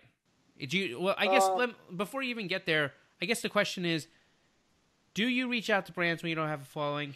If you do, what kind of reaching out are you doing? I think people really need to understand what that should look like. Okay. Well, the most important thing is if you're not bringing a return to the brand on their investment to you, the brand cannot continue. If there was a bunch of people that didn't offer something to a brand and they were just giving out product or money, they would go out of business. Absolutely. So what your goal needs to be as an influencer or a driver with a smaller following, trying to grow, is know your worth. And that all kind of comes back to the ego conversation that we were talking about. You need to look and be like, okay, what you can look at Konig's team and you're like, okay, I want to reach out to him. I need some wheels. Now I've watched Caleb's videos. I know they gave him 16 wheels. This is what he does. These are his numbers. What am I worth? And what can I offer? And maybe it's not bad to reach out for a partial sponsorship. If you're like, hey, I'm working real hard to grow my channel, and I really like your guys' wheels, and here's my budget. Do you have anything that would work for my budget? Right. And then Scott says, you know what? We can offer you this deal and help you out a little bit with the shipping, or we can't do that wheel for that price, but we do have this one if it interests you, and just kind of take it for what it is. And if you work with a brand like with you, and you show that you can deliver, chances are he's going to take care of you. We had I think this is interesting. We had a person a few years ago, and it's one of the more memorable proposals I remember. He had a car. It was a pretty decent looking car, and he was asking for a full sponsorship on a set of wheels. He came to me and he said, I would say that I'll just, I'll go to all these, I'm going to go to these events with my car and put your wheels on, and that's why I want it, but I don't think that's good enough. I'm a photographer, and I'm going to be traveling to some of the FD events. Not all of them. He's going to like 3 or 4 of them, and he said, if you are okay with it, I will shoot all of the guys that you sponsor at those events, and I'll give you the high-res images for use of it. In addition to, I'll also, obviously go to these events, and I'll send you images of my car going to the events. And I read it. That's unique. Oh, it was. I mean, and here's the thing. I was like, he's providing value. See, everybody seems to think that the value needs to be about them. It's not about them. It's about what we need, right? Like, so for that example, I said, so I called him up. I said, yeah, I'm into it. And the only thing I asked him to do is, we sent him a partial sponsorship agreement, which basically just itemizes he would be going to these events and giving us images, and he did, and everything was great. And there's other ways to skin a cat. People should understand that there's value is value, regardless of how you get there. Well, I've never looked at it that way. That's really unique. I don't know who did that, but that's really cool. Now, if you're a smaller channel, and right. You know that your channel isn't going to do a lot of numbers, but you're going to be at a lot of events, and say you're going to be able to go and vlog and capture some content at an FD event. One of the things that I try to provide Konig with is, when I'm at an FD event, content of not only myself, because I'm not driving, right? But there's Matt Van Kirk, there is Kevin Lawrence. Yeah. There's Kelsey in Pro 2, there's Travis Reeder in Pro 2. And so I try and implement them into my vlogs and not make it weird. They're just there driving. They're my friends. So Konig is a part of this video, right, organically. It's not me being like, hey guys, you gotta buy this wheel. Best wheel out, sickest wheel, gotta have it. It's just, hey, these are my friends. And right. Guess what? They just happen to be on Konig's. But people should understand also that was never something that we asked you for or highlighted. That was something and that's what I'm saying. And those are the little things that when we stand behind people, we can see if they're really consciously committed to what we're doing, and not just because you weren't getting anything out of that specific action, and there was no agreement that you had to do that. So that just showed that, look, I'm out here and trying to give some value back. And here's another one. So if you're a kid and you've got a channel and it only does 200 views per video, but you've got the content, you've got the camera gear, you're going to the track, you're getting down in your car, but you don't have a huge following, give some of that content to Konig as original content for them to edit, cut, and upload and use as media for their own stuff. Because even if that's posted on their thing and they're not necessarily bringing anybody new from it, it's more content, it's just more quantity over quality is how today's world is, and it sucks. But if you're not uploading, to an extent, of course, you're not obviously trying to upload trash, but if I was to not upload on YouTube for 2 weeks, people would forget. Right. For the last week, I had a 4-day hiatus. Yeah. Before that 4-day hiatus, every video was hitting 40K views, no matter what, 40,000 views. Now I'm lucky if I hit 21,000. It's like they forget you so soon. And it's crazy, but that's today's world. It's you see it and it's gone. And that was a huge problem in BMX and the skate industry, was that a lot of the older guys were so used to filming full-length video parts for DVDs, and they'd work years on them. For years, 2-3 years on a video part. And then it would be a big video premiere and you could buy the DVD and it became this memorable thing. Right. But now it's web video parts. And a web video part you film for a year, it goes online, it goes on Thrasher or the Come Up BMX. It's up for 24 hours and it's gone and no one talks about it again. And all your hard work was only good for that 24 hours. Really? And that's why a lot of people don't like vlogs, because there's not as much. Like in BMX, I'm talking about. Yeah, like BMX. Like Adam LZ was the most hated dude in BMX, not because of him as a person, but because he was making money, making daily content, while these other dudes were spending 2 years filming a video part that people are going to forget about in 3 minutes. I don't know. For stuff like that, see, I don't have the energy for it. I look at that stuff and I say, man, you can hate if you want, but the truth is, if somebody's successful and out there doing it, then you have a choice. You can do it better. Dude, that's what I'm saying. Or you could sit there and do the same thing. People get super romantic about how they do things, and they somehow feel that there's some sort of pride attached to it. People do different things, and they're going to do it different ways, and if you find that there's another path to success and you take it, you shouldn't be shunned for it. Yeah. Well, and you ever look at, okay, here's another way to, like, when you look at the YouTube community, right? There are the guys like Adam LZ, who is extremely successful as a social media influencer. Yeah. He's developed into a really good driver. He comes from BMX. We have a very similar background. We rode for the same company. I've known Adam a long time. Yeah. And so Adam is able, and I don't mean to like step out there and say this, but he's able to pay for everything himself. He doesn't necessarily need sponsorship. That's why you don't see any stickers on his car. And, there's nothing wrong with that. Oh, and that's what I'm getting at. Right. There's absolutely nothing wrong with that. And if you work so hard and so long that you're able to take care of yourself with your own money, right, fantastic. Right. But then, there is smaller channels like myself, trying to think, TJ Hunt, I mean, I think he makes pretty good money, but he's still got some sponsors and stuff. And but these people are grinding it out too. I mean, they're always doing different things. It's not just such a clear thing. Yeah. They're all working their ass off. But mine is to, and is to like establish partnerships with these brands that help me chase my dream. Right. And that's all it is. And some of these guys like the Adam LZs and stuff, I think that they're looking at it like it's less stress, but and working with brands can be hard sometimes. You're filling out contracts, you're wanting to meet your deliverables that you propose to this company. Right. And it is a lot of work, but I love it. Like, I love getting the reaction from a brand when I do my job. Like, it's weird. Like, I get joy out of doing the right thing for the company because I don't know, like, even when you post something of mine on your Instagram, like, I get excited about it. Like, dude, even better, I had a fucking ad in Super Street. Yeah. I've been looking Jesse at Super Street. Yeah, I've been looking at Super Street magazine since before I even fucking had a driver's license or could drive a car. Right.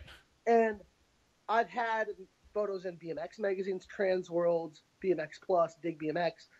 And I went from being a pro BMX rider to working my butt off to having an ad in a magazine, the biggest car magazine in the world. Right.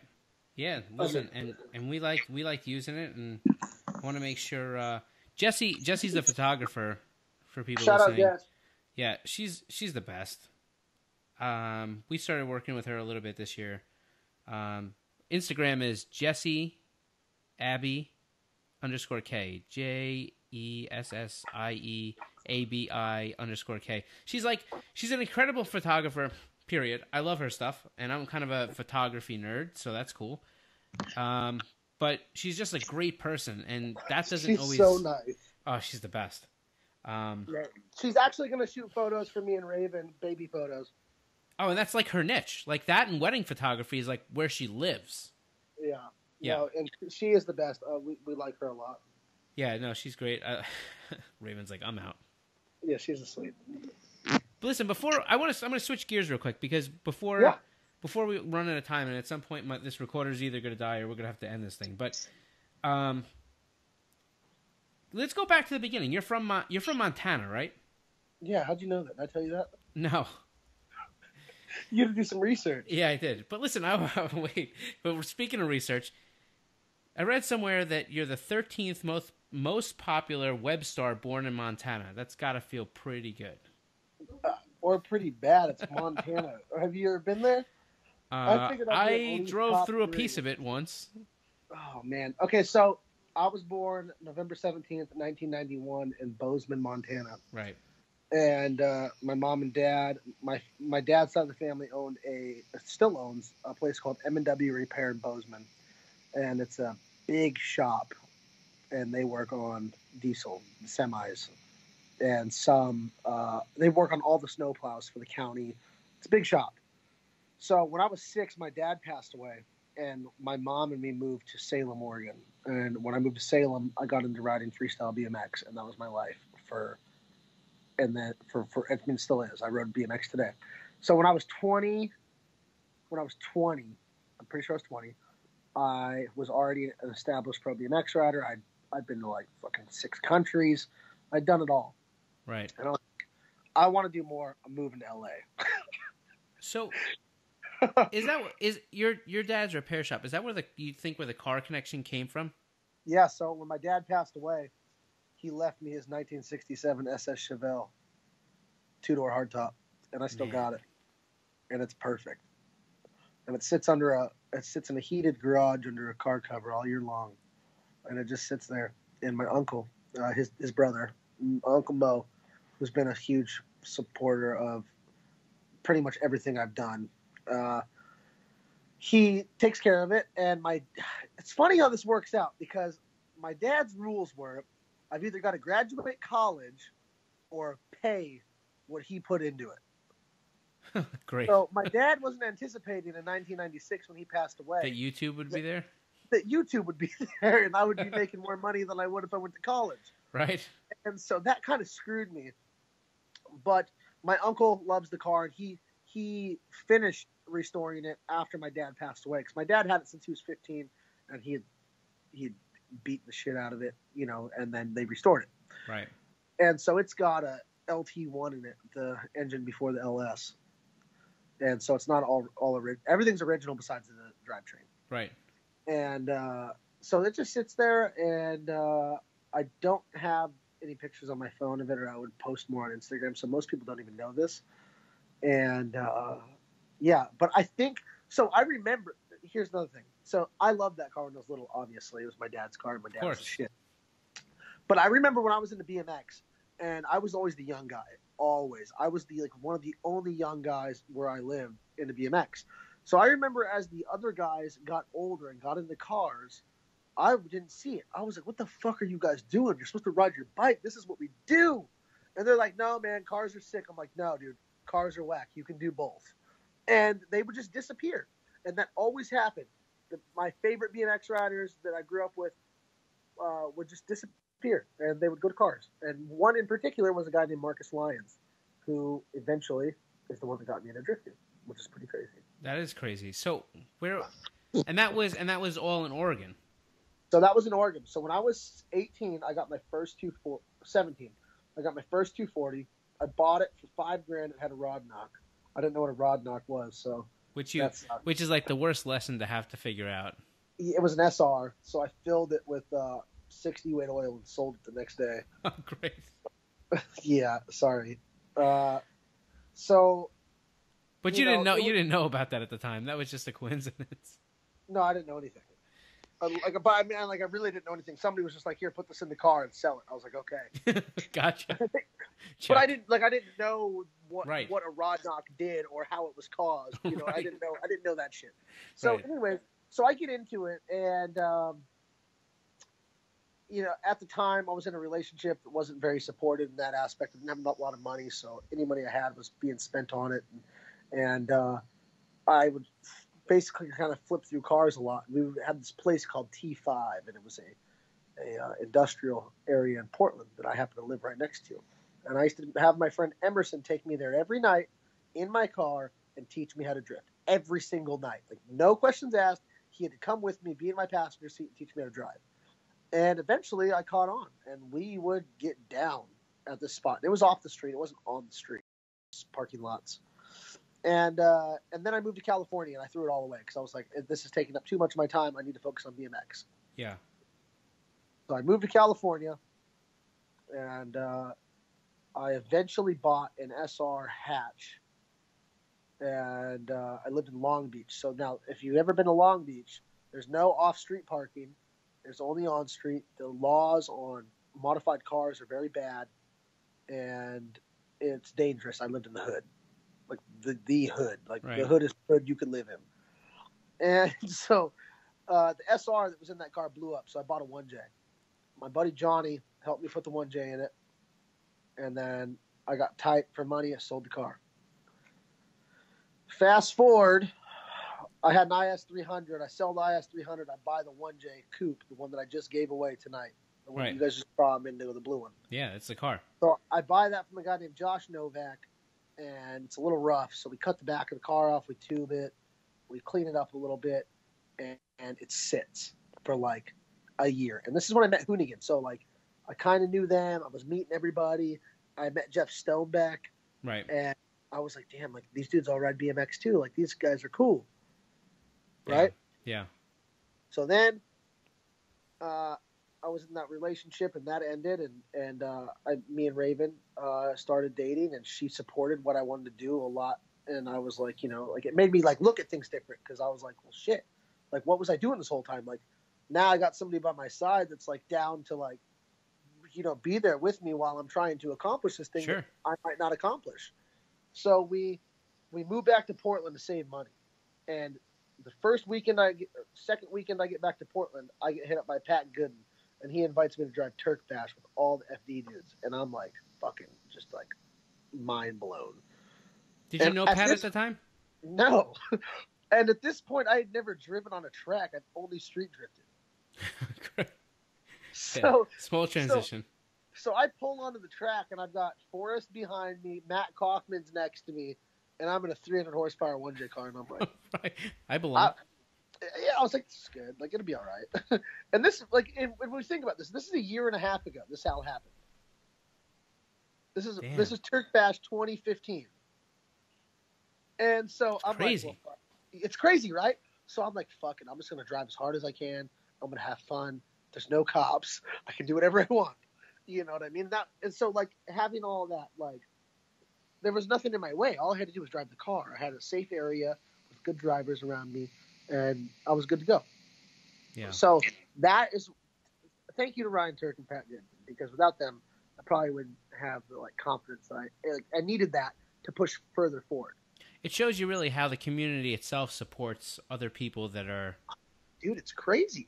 It's unreal. It's unlike anything I've ever been a part of. Yeah. You know what I mean? Like BMX is very, very segregated to these little tiny cliques. And if you're not fucking cool, no one's messing with you. Like, if you're not cool by somebody else's standards, they don't care about you. And drifting, if you drift, you're a part of it. Like, that's it. Like, there's no, like, you can go to the track at OSW, and there's so many people that you're like, why? That guy would never hang out with that guy without this.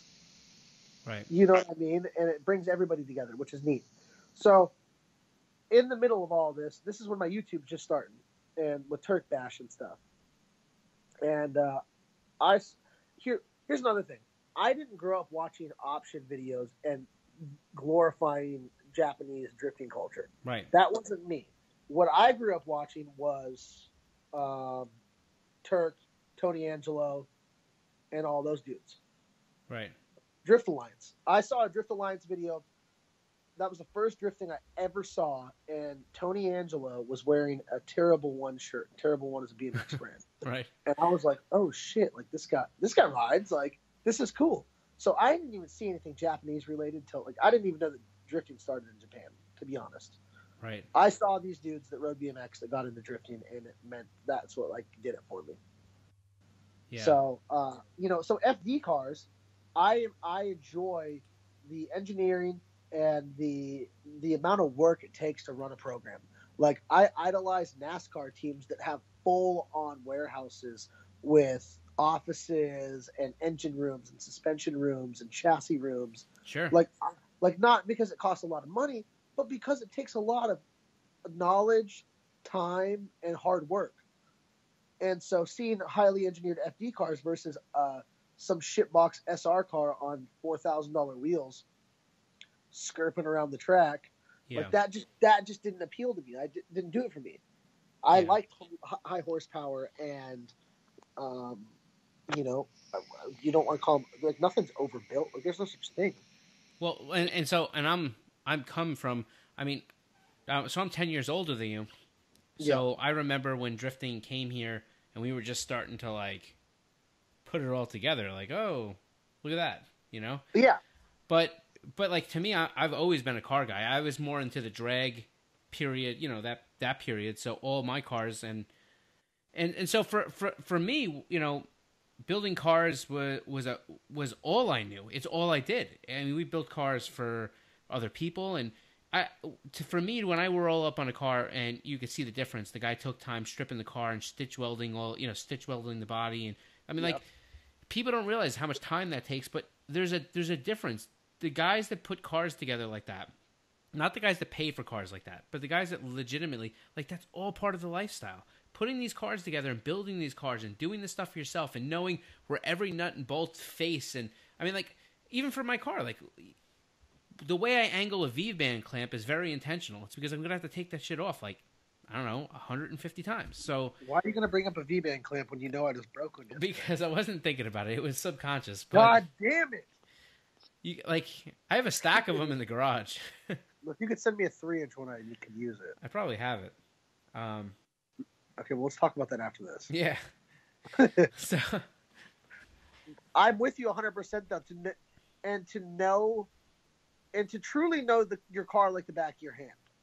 It's if you're going to run a program, or if you're going to drift, or even if you're going to go have fun on the weekends, or you're going to have to put the car back together, knowing where all that stuff is the difference between having an effortless time and being able to get things out very quick and efficiently and not dreading working on your car and putting it back together and trying just to get through the problem, you know? Yep. So go ahead. No, you go ahead. I want you to finish. Oh, I was just going to say that I never really... So when I started building this S14, I was fully okay with not building everything myself and not putting it together myself. And I thought I kind of had this full ride through a shop. And, when I realized that this dude actually had a life outside of working on my car and he was busy, I kind of took note and was just like, okay, well, I've got to step up. Right. And right. I did a little bit. I learned a lot. But it wasn't until probably the middle of last season where it really just kind of clicked. Like just everything with the car just clicked. And I was like, okay, I can do this all myself now. Like I can pull the engine out. I can rewire everything. I can pull the heads off. I can change a head gasket. I can change a cam. Like, you know what I mean? Like it just all clicked. Like I now know how the car is supposed to work and what needs to be changed if it's not working how it's supposed to work. Yeah. And that means so much, especially when diagnosing something, because if you can't explain to, let's say you're racing a program and you've got a mechanic, and you're like, hey man, we got to change, something's not feeling right, but I don't know what it is. He's like, well, fuck dude, I can't help you. We got to, Right. But if I'm like, hey dude, the front left corner is binding a little bit. I think we need to raise the car, or I think, alignment's off, or whatever. There's having just that bit of knowledge means so much in running a program or even just going to the track for the weekend. Yeah. Well, and plus you lose the joys with it. If you don't work on your own car, you lose the joys of lifting transmissions off of your chest into the car by yourself. You lose dropping things that should be secure onto your foot, stuff like that. That's why I just bought a dog box, because they're smaller. Right, that's a real thing, right? The CD09 is a big boy to swap around. It is huge, and I pulled it out twice. And on that second time, I said it's not going back in. You have any good injury stories yet? You hurt yourself at all really badly on the car? Knuckles. Well, Knuckles always. But I've had a couple where I've filleted the top of my knuckle off, to where the bone's basically showing. Yeah. Yeah, that's nothing too bad. I'm pretty careful. Those injuries happen when it's a late night, when it's 4 a.m. Oh, you're punching. And you're trying. Okay, here's a funny one. We got this new motor together, this very expensive drivetrain package, GSR dog box, this 408 cubic inch LS motor, and I'm lowering it into the car, and I'm just out of my mind. I'm so tired. I just straight dropped it on my subframe. Oh my God. It's on the hoist, and I went to tighten it and just dropped it. Yep. And I was so tired, I didn't even care. That's usually right at the point where you go, you know what, I need to hurry up and get done with this.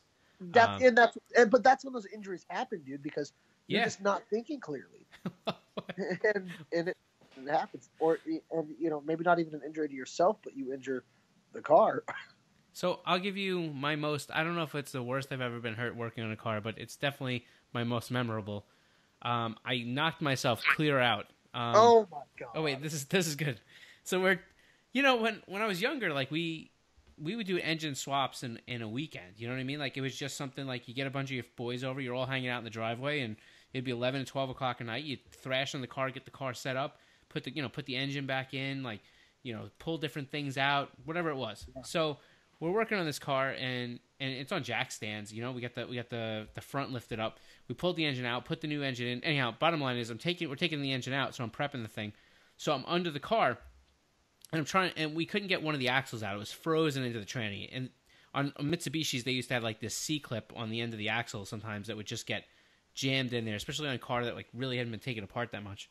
So I get into the car, and like we had nothing like really tall to be able to like a really big pry bar or something like that. So we didn't have that. So I went under the car with the biggest pry bar I could find, but the car was really close to my face was the time I was underneath it, So I got this pry bar, and I'm jammed in the axle, and I'm doing this, which is basically like my fist is like literally like inches from my face, but like I'm not really thinking about it because I'm so concerned with the fact this axle won't pop in, and I'm giving it all I have, and that axle must have let go because I punched myself in the face so hard that I put myself out. Everybody else out in front of there's like 3 of my dudes out there, and they're just laughing, drinking beer, hanging out, and stuff like that, and everybody's like, what is taking him so long, All of a sudden, like I wake up, I'm leaning against the garage, and I'm like, what's up with this? And they're like, yo, and they're all laughing. They think it's hysterical. I mean, I knocked myself clear out. So, were you snoring? Like knocked out snoring? No, like I blacked out. Like I hit myself I punched myself in the face so hard that I knocked myself out. I mean, the good news is the axle was freed up. Yeah, dude, it's crazy. Like, with like just having to work on the car so much as of recently, knowing all those weird little things to make shit happen with your car specifically. Oh yeah, big difference, dude. We can do an LS engine swap in my car in 40 minutes in and out. Well, now you know why those FD teams, when they have extra stuff and they have a 5-minute rule or how much they really can get done, they can't do it without not only knowing where everything goes, but having parts designed to go in and out as fast as possible. Yeah, dude, it's pretty wild. After doing it a few times, I think funny story at FD this last weekend, I was in Orlando. Jonathan Castro did an engine swap. Oh yeah, top 32 and top 16. That's crazy. And first off, he's an incredible guy. I really like Jonathan. Yeah, he's a nice guy. I don't really know him well, but I've talked to him and he seems nice. I've had a few conversations with him. He's just a super real dude. I really like him. So I got a question for you. Sure. Where do you see the value at in sponsorships as of now? In what respect? I mean, obviously numbers, you're going to see more from YouTube. Oh, you mean like where do we see, like where would we put more of a stake as far as like where the influencer medium wise? Well, not even that, because like, okay, you could sponsor a dude that goes to FD, and total that FD weekend there was 500,000 impressions. Yeah. But like, where are you seeing the most positive kickback? Now, are you having? I mean, I guess it's kind of like not fair to say because it's so different. But the difference, and different sponsorships offer us different things. But I guess with a driver program, there's a few things that we look for value on. One of them is obviously that person has at least a good grassroots depth, like like Kelsey and Kevin. They're in that area where they're at OSW on the weekends. They hit all those events. They go to Atlanta and go to Import Alliance. They go to all these different events. So you're getting that circle. then in addition to that, you get the exposure at the events, and then there's this other piece which I think is important. I mean, obviously, social following, it helps that there's some. It doesn't have to be incredible. I mean, Kevin's doesn't have like the biggest following, but what does he got? Like 14,000, 15,000? I don't know. But He's got a K. Yeah, but the other piece of the puzzle is most of these teams are giving us media. You know, they're at the end of. Listen, that 6,000 or 5,000 or 8,000 people that go to an FD event, they're going to be in the stands. I mean, my decal that's on the side of the car may range anywhere from 18 inches long or 20 inches long to 8 inches long. That's not the value that we're going to get from them. So where it is they give us media at the end of an event and a recap and stuff, and we use those images for Instagram. I mean, Instagram is a live moving machine that requires a lot of content to be able to stay relevant with.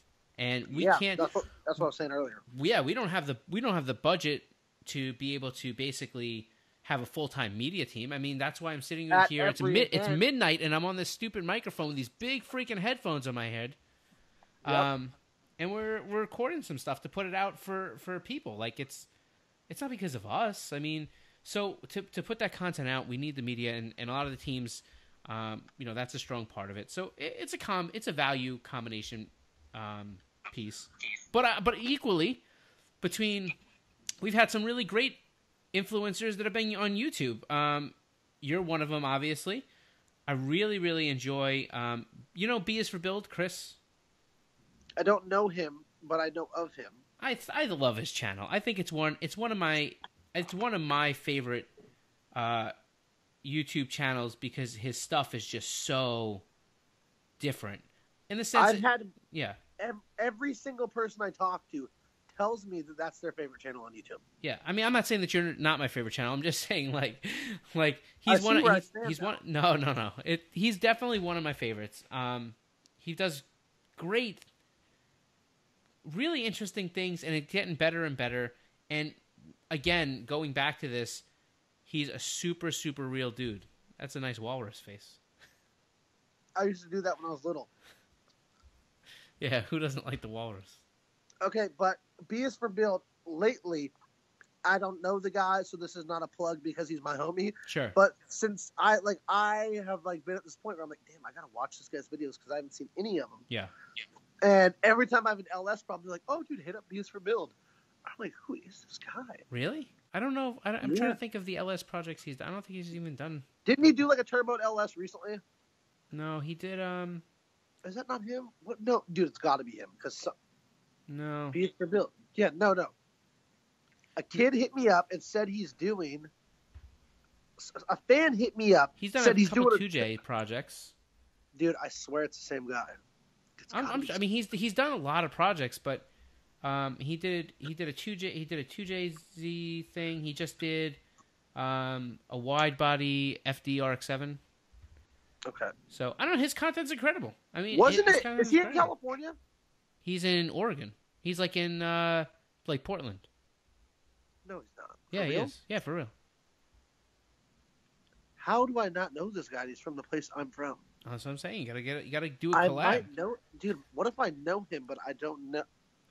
Damn. His story's cool too. He came from. He's gonna think I'm a dick now. He was no. I doubt it. He's such a cool dude. But he's doing some crazy things right now. Not that I'm trying to plug his channel, but like now he's building a. He got like I think it's an old 240. A real, yeah. So he got an old 240 and he cut it. He cut the frame off of it, and he bought a whole all these different frame kit from I think like Jegs or something like that. And he bought an M5, and he took the V10 out of the M5, and he's putting it into this thing, building the frame, doing the whole. I mean, like, and here's the thing. It sounds so good. Going back a year ago, he was a software developer and then got fired. They got laid off. Really? And he decided when he got laid off, he filmed it, and he's like, you know what, guys, we're going full-fledged YouTube. And he just has been pushing on his dream. But just like you, he's grinding, and he's a super hardworking guy, and I have nothing but a ton of respect for him. That's crazy. That guy's from Portland. Yeah. Because maybe if I think back, I think that guy might have some kids might have told me to collaborate with him when I lived in Portland, and I never did. I'm sorry, DS for Build, and I wish I would have, because it sounds like you're fucking popping, and I'm slipping, and I need to be watching the content. He's got like almost 400,000 subs now. Jesus. See, okay, here's the other thing. My channel kind of popped fast. Like, I got to like 50,000 subs really fast. And then it just slowed down. And I think it's because I have like one car that's my baby that I work on, and it breaks and I fix it. I don't know what it is. Listen, I really think it's a collaboration thing. You know what I mean? I don't like to collaborate though, and that's just for me personally. And to go back to what we talked about earlier, I think it's very good for up and coming YouTubers to reach out to other influencers and collaborate. It's a good tool and it works. Yeah. But for me, what I find when doing collaborations is that I could collaborate with Adam LC. He's local to me. He's a friend of mine, and he could say, "Hey guys, go check out Caleb's channel." And I'll get 10,000 subs. The problem is they're only there because he told them to go there. Sure. And I always am like, well, these people, if they really want to find my channel, they'll find it, or like it'll happen on its own naturally. I just bought this fan earlier, so it's a nice fan. Yeah, it was $16. So that's why I don't do a lot of collabs, and I don't want to say like I regret it or like I should do it more. Listen, I think you're on the long-term path, though. You're holding your own. You're doing your thing, and man, you're so close to that silver play button. I know, dude. I have a place for it in the house to hang it up. I've already put a nail there. I'm excited for you to get it. How far away are we? I think I'm at... I think you're like 500 or 550 away. Yeah, dude, I can't believe... Yeah, that's pretty crazy. And, and for me, I'm not trying to be like the biggest YouTuber in the world. I'm not trying to be the next Adam LZ or the next Tanner Fox or whatever, I just want to put out content that I enjoy and share it with people that I think are going to enjoy it. Yeah. Now, the problem with that is I have to be able to sustain this lifestyle. And so YouTube helps, but what's the next move? You know what I mean? Yep. Is it starting my own brand? Is it starting a network of influencers? Is it getting a marketing job from home? What is the next move, And now I got a little baby on the way, so I've really got a plan. So we're getting to that point where we're going to have to start wrapping up, but I think you did your own segue, which is perfect. What does it feel like going through the emotional part and that whole kind of the preparedness part of being a dad for the first time? I think I mentioned this earlier, but it's been, if Raven didn't already have a daughter that I've got to spend a lot of time with, right, I would be a lot more unprepared. But I've got to spend so much time with this other little girl who's not my daughter, but I treat her like mine, and I spoil her rotten, and we have a blast together. And it's a girl, and which is like, the furthest thing from what I'm used to, right. A dirty little boy that plays in the mud and wants to ride a bike everywhere, Yeah. But I was able to connect with this little girl, and so going forward, I'm like, okay, well, in 7 years, she's it's gonna be like this, and I know what this is like, so yeah, it's just I don't know. I think what you're preparing yourself for is the long nights in the beginning. You know what I mean? The long nights and the changing diapers and that stuff. And that's fine. I dealt with way worse. Yeah. You know what I mean? I've got 2 gross dogs that throw up and poop in the house sometimes, and I think I'm going to be okay. And I've enjoyed like going shopping and learning. Yeah. And I don't know. It's weird because like, not to like bring my girlfriend into it, but like it's weird. Like I'm like, I've heard of like guys being weirded out about like girls being pregnant, but like my girlfriend looks beautiful. She's pregnant.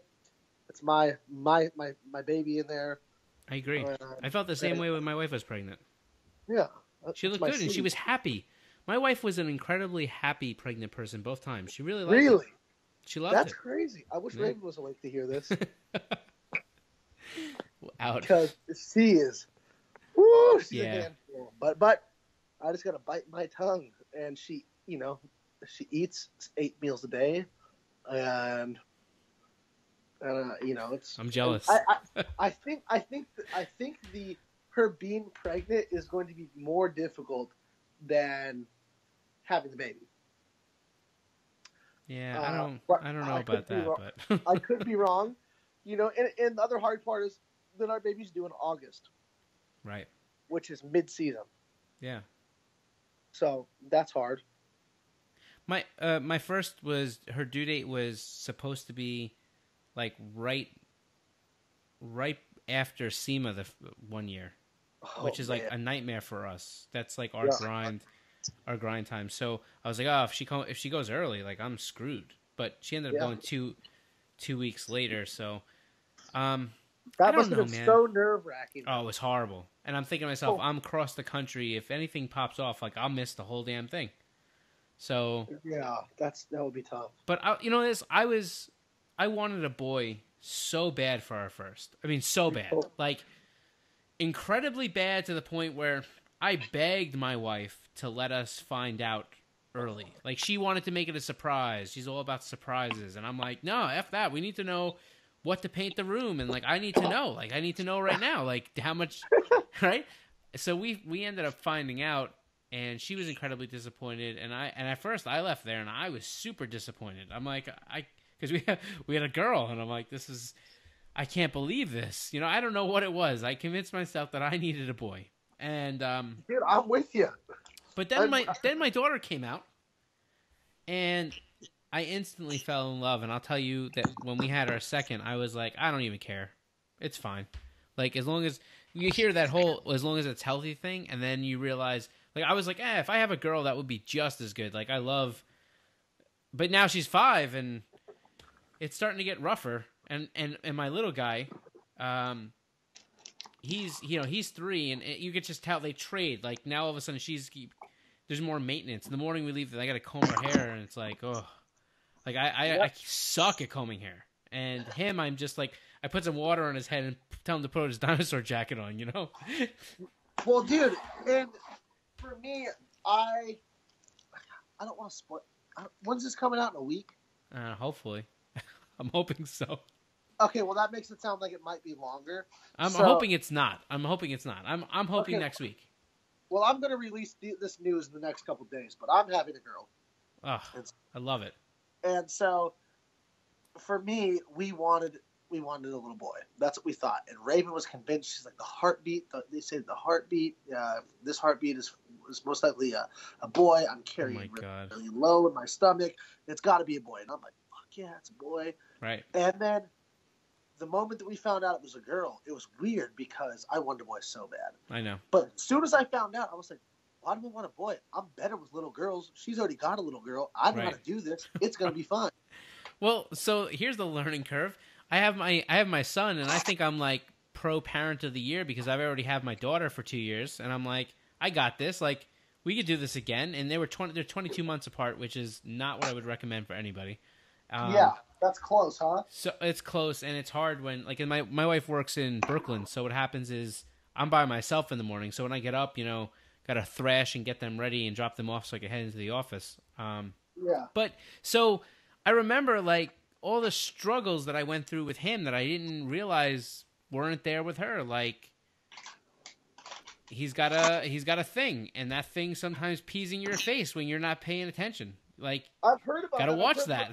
I've heard little boys are. I mean, I was a little boy at one time. Rough. I'm sure I was too. But are just infatuated by that little thing, and they just want to piss on everything. And well. And I remember when we thought it was a boy, my girlfriend was like, he's just going to play with his little wiener all the time and piss on your face. And I was like, that sounds terrible. and so now I got a little girl, and I'll probably still get pissed in the face, but you won't. It'll be all right. Yeah. You won't. But... No, but I'm really excited about it, and it's weird how excited I am. I never would have thought that this would be something I always kind of knew that I wanted kids. You know what I mean? Yeah. Oh, here's the other thing, dude. I'm the last male Quanbeck.